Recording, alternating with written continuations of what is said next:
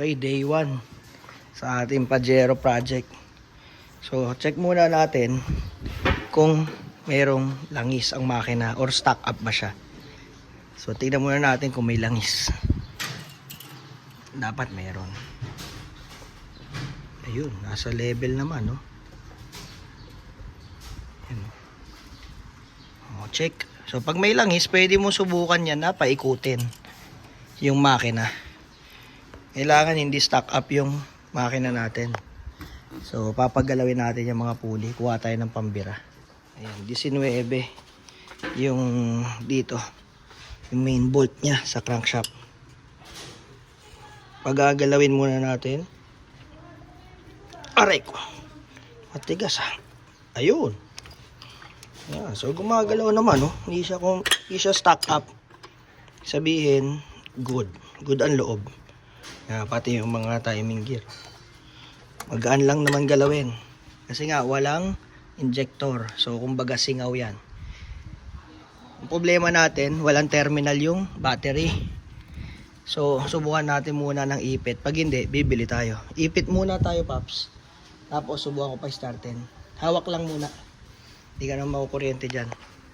Kaya? Gusto mo, ikaw mag-start, ako hawak. Para hindi ka kabahan. Sige. Wala tayong vice grip dito. Doon sa kotse ko, wala. Wala sa likod. Kasi may hawak kong camera eh. Papipitikin lang natin. Long nose, pwede na yung isa. Teka, para hindi humaba yung video. Putulin muna natin saglit. Hawak ka lang dyan. Ready dyan? Sige. Pito. Sige. Sige.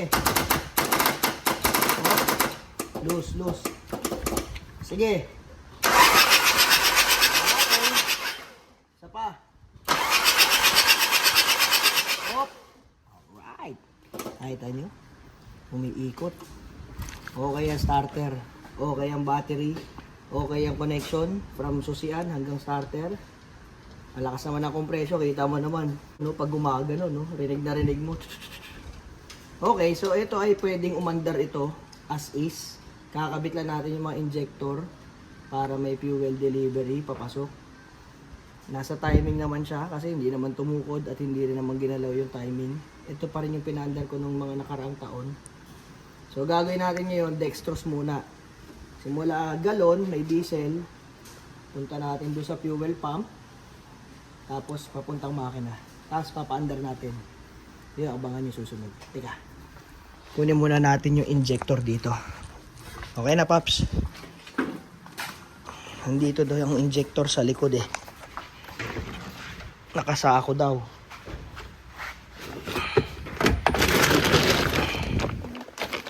Yan oh. Check, check. Ayun, ang mga linya ng diesel. Ayun, na injector. O, edi steel brushin muna natin to. Isa. Dalawa. Tatlo. Apat yan. Yes, ito yung mga hose. Ng mga tube. Oh, sayang restoration nito. Pag umistart to, edi konti na lang iintindihin natin, no? Ito yung may-ari. Ito. Ano to? Brake to ah. Brake tube. Mayroon nagtanggal. Ayun oh. Kulang pa na isang injector no. Ayun. Pinahain na talaga ng daga. Ayan. Sige, linisin muna namin to. Tapos salpak. Magbi-bleed pa tayo. Pagkabit nito, hindi lang basta kabit yan. Pasusukay mo pa muna ng diesel. Galing injection pump. Kasi pag may hangin, di rin yan naandar. Kaya lang, kulang-kulang na yung washer eh. Oh. Saan kaya yung washer nitong isa? Kasi pag may singaw yan, maglilik lang din. Magkakahangin, di rin yan naandar na matino. Hanapin na lang natin din eh.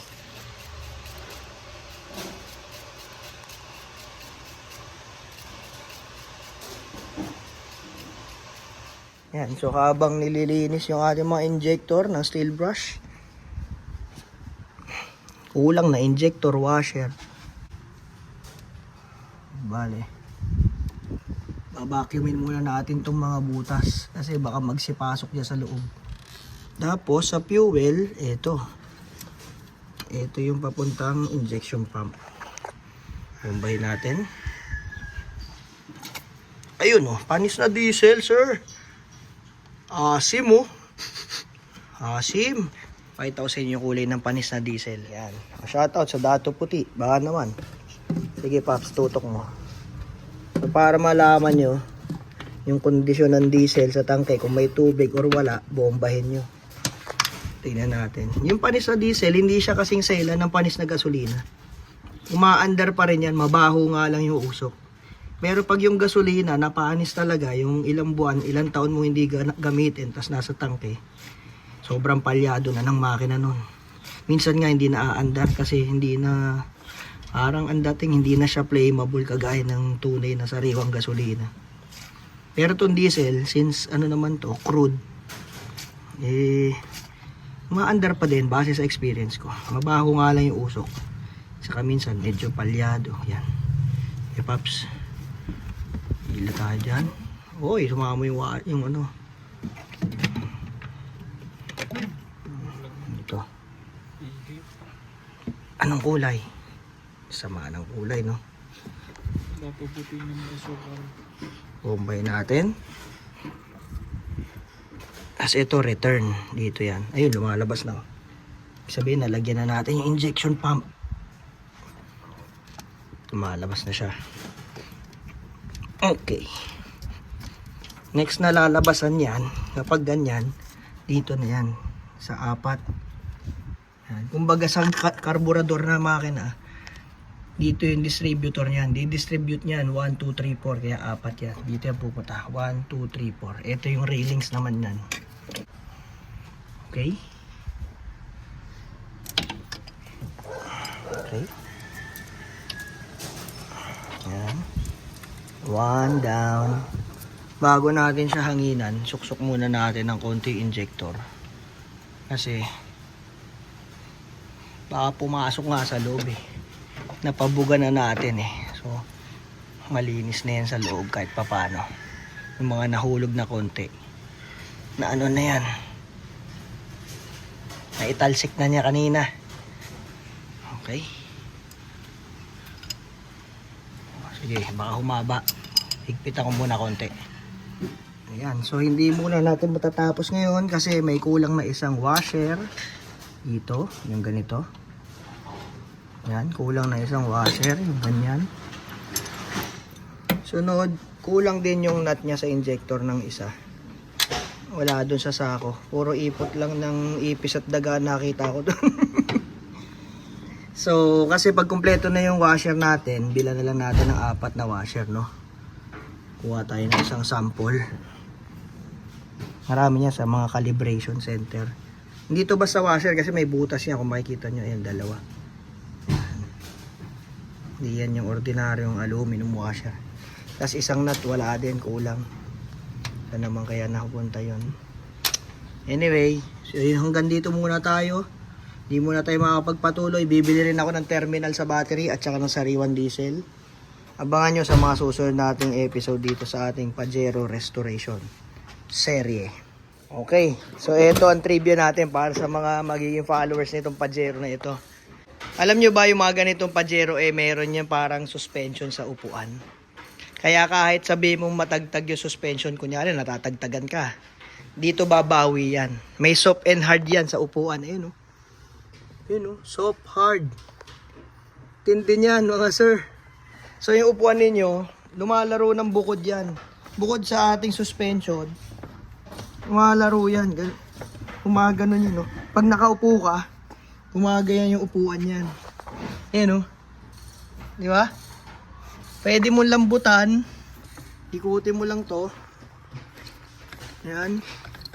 Lumilipat yan, palambot ng palambot. Hanggang sa pinakamalambot na gusto mong talbog.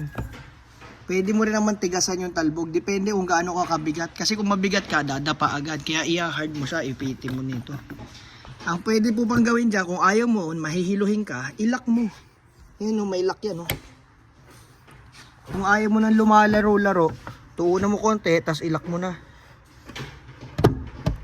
Ayan. So, nakalak na yan. Di na yan lalaro. Di ba? Ang galing, di ba? Tatlo yung adjust nyo.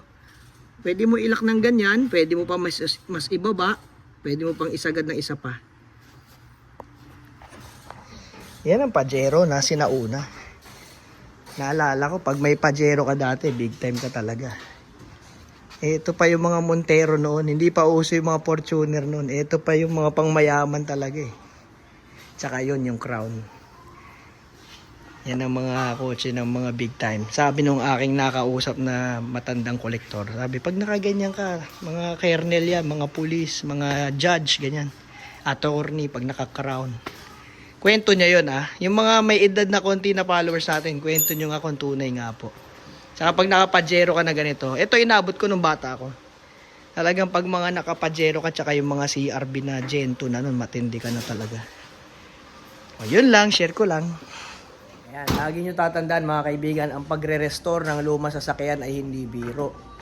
So, ang gagawin namin dito ay yung budget restoration lang muna. Ang mahalaga, mapaandar natin siya, tapos gawin nating roadworthy, yung maayos ang clutch, maayos ang preno, kumpleto ang ilaw, at hindi tayo ititirik.